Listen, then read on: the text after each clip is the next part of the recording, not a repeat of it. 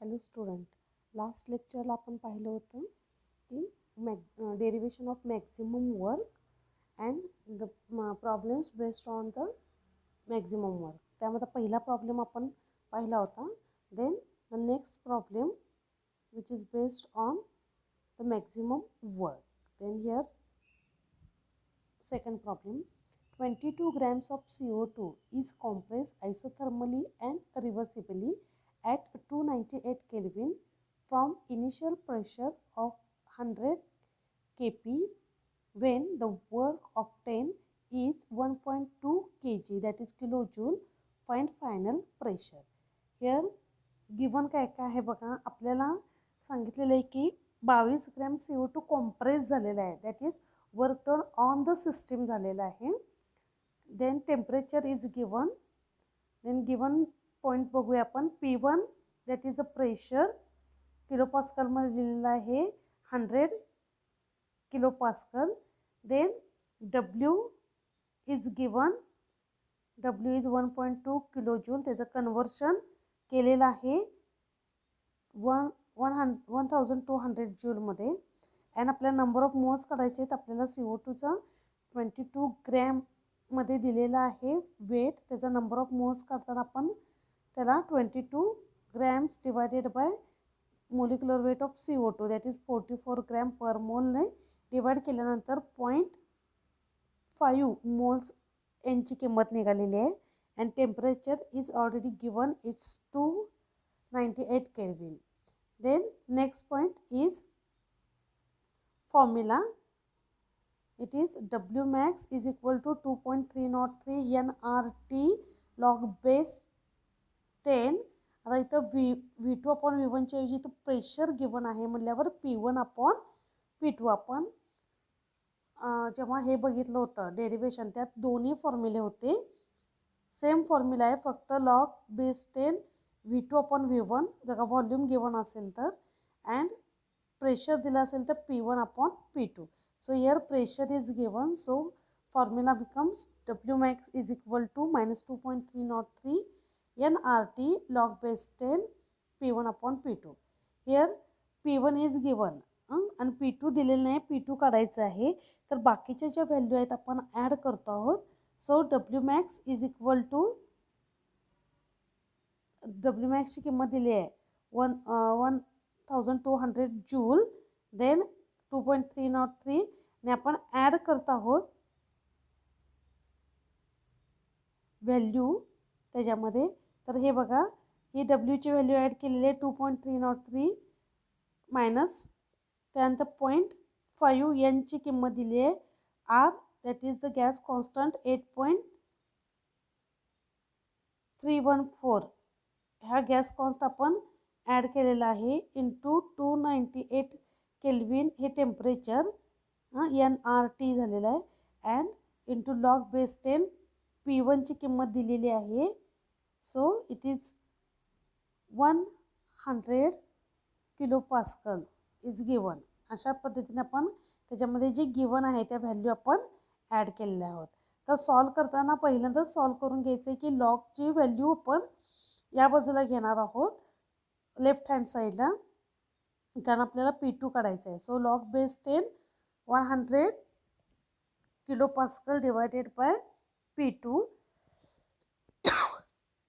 Is equal to -1200 kilo joule. जूलमध्ये जे work आहे, वर्क डिवायडेड बाय ह्या सगळ्या व्हॅल्यू इकडं डिनॉमिनेटरला जाणार आहे. So -1200 divided by 2.303 into 0.5 into 8.1314 into 298 kelvin. So log base 10 this point, log base 10 100 kilo pascal divided by P2 आणि यांचा जो मल्टिप्लिकेशन अँड डिवायडेशन होऊन जी व्हॅल्यू येते ती इथं लिहिलेली आहे. It becomes 0.4206. सो ह्याचा तर हा लॉग आहे, त्याचा अँटीलॉग काढला आपण. अँटीलॉग काढल्यानंतर येणारी व्हॅल्यू आहे ती 0.3797. Okay, therefore P2 is equal to काय होणार आहे 0.3797 हे डिवायडेड बाय होणार आहे 1000 किलो पास्कलला आणि यांचं डिवायडेशन होऊन जी व्हॅल्यू येणार आहे ती आहे P2 that is the pressure. It becomes 263.4 kilo pascal. So answer of this problem is pressure, final pressure काढायला सांगितले that is P2. It is 263.4 kilo pascal. Okay, म्हणजे तुम्ही मॅक्झिमम वर्क काढण्याबरोबर तुम्ही प्रेशर P1 आणि P2 याच्याही व्हॅल्यू जर का विचारल्या तर तुम्ही काढू शकता. Okay, then the next point, problem number 3, which is also based on the maximum work. So 300 millimole of an ideal gas occupies 13.7 dm cube at 300 Kelvin. Then calculate the work done when the gas expands until its volume has increases by 2.3 dm cube. Okay, 3 मार्क्सला हा विचारलेला आहे. त्यात 3 point काढायचे आहेत. ते कुठले काढायचे आहेत तर सॉरी 2 पॉईंट काढायचे आहेत. त्याच्यामध्ये isothermally against the constant external pressure. Okay, then isothermally and reversibly, आणि तिसरा पॉईंट आहे तो इन व्हॅक्यूम.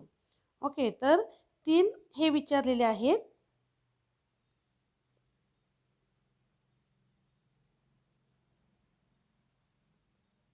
तीन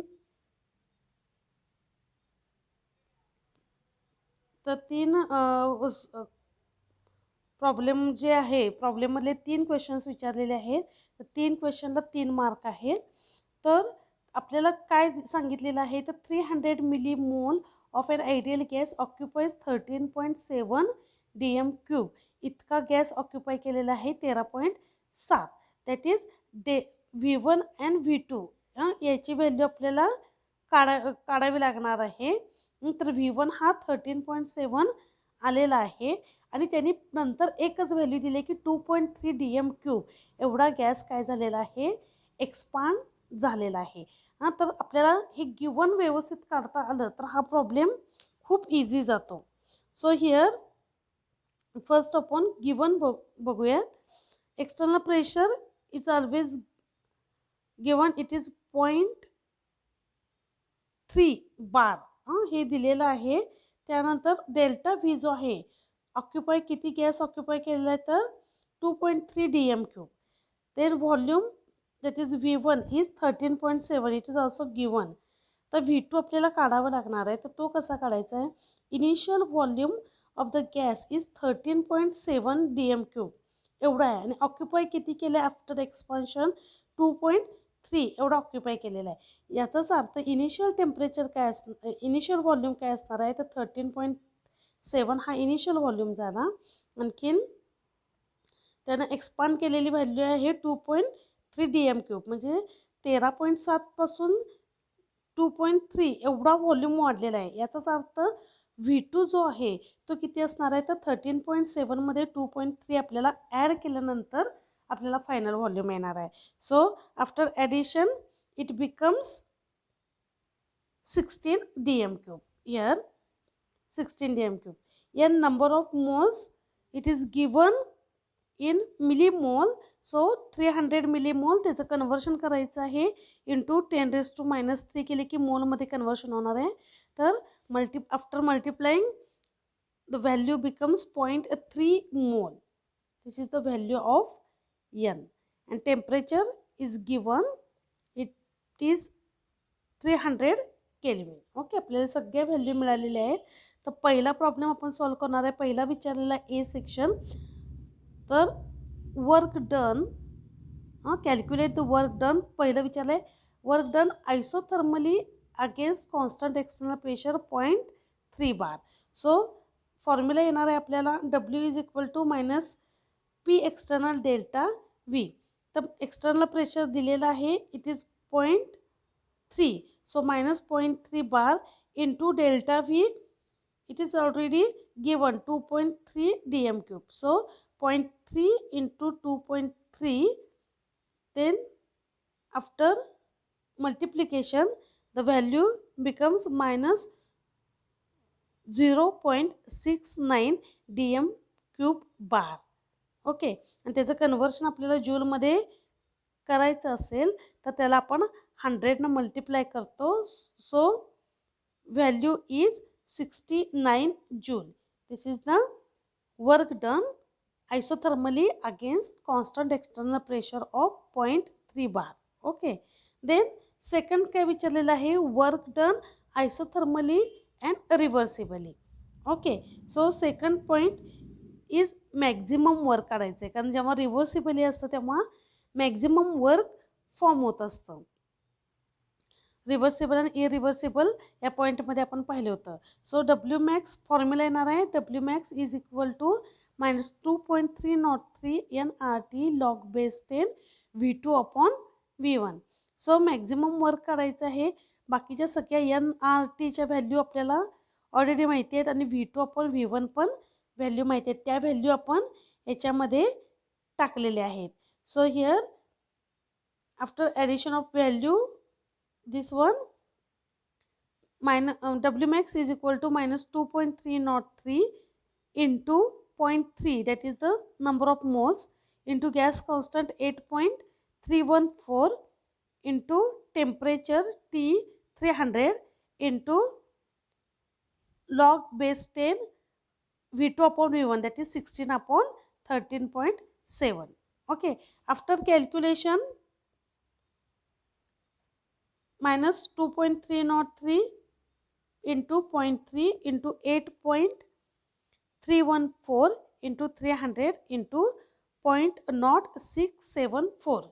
It is the value of V2 upon V1. After log वगैरे काढून ती एवढी व्हॅल्यू येते.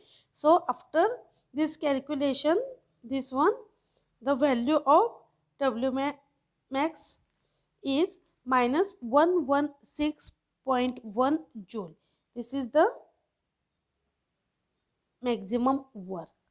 And third one आपल्याला विचारलेला आहे तिसरा point, work done in vacuum. Here work done in vacuum. तर व्हॅक्यूममध्ये आपण W is equal to minus external pressure delta V when gas is expanded in volume. So external pressure is, व्हॅक्यूममध्ये काय असणार आहे, एक्सटर्नल प्रेशर 0 असणार आहे आणि एक्सटर्नल प्रेशर 0 असेल तर वर्क पण काय होणार आहे, 0 होणार आहे. So external in vacuum pressure work becomes 0. So this is solve this problem which gives 3 points or 3 questions. So here first I calculate the work done isothermally against constant external pressure. Second one, maximum work, म्हणजे isothermal आणि reversible जर का reaction असेल तर work done काय होतं तर maximum work काढलं. आणि इन व्हॅक्यूम, व्हॅक्यूममध्ये वर्क डन काय असणार आहे, 0 असणार आहे, कारण एक्सटर्नल प्रेशर 0 असणार आहे. So work also 0. So here आपण आत्ता पाहिलं की मॅक्झिमम वर्कवरचे आपण 2 प्रॉब्लेम पाहिलेले आहेत. ओके, नेक्स्ट पॉईंट जो आहे तो इंटरनल एनर्जीचा आपण स्टार्ट करणार आहोत. इंटरनल एनर्जी हे थोडंसं आपण डेफिनेशन बघूयात. तर एखाद्या सबस्टन्सची स्वतःची एनर्जी जी असते त्याला आपण इंटरनल एनर्जी म्हणतो, आपल्याची स्वतःची energy. We know every substance is associated with a definite amount of energy. प्रत्येक सबस्टन्समध्ये एक ठराविक प्रमाणात अशी एनर्जी असते. This energy store in a substance in is internal energy. आणि तीच एनर्जी काय असते त्या सबस्टन्समध्ये स्टोअर करून ठेवलेली असते, त्यालाच आपण इंटरनल एनर्जी असं म्हणतो. ओके, तर इंटरनल एनर्जी म्हणजे काय, त्याच्यानंतर आपण त्याच्यावरचे थोडेसं त्याचा फॉर्म्युला बघणार आहोत आणि त्याच्यानंतर फर्स्ट लॉ ऑफ थर्मोडायनॅमिक्स पाहणार आहोत. ठीक आहे, तर इथंपर्यंत आपण पाहिले आहेत की वर्क डनवरचे 2 प्रॉब्लेम सॉल्व केलेले आहेत. आणखीन इंटरनल एनर्जीची डेफिनेशन झालेले आहे. ओके.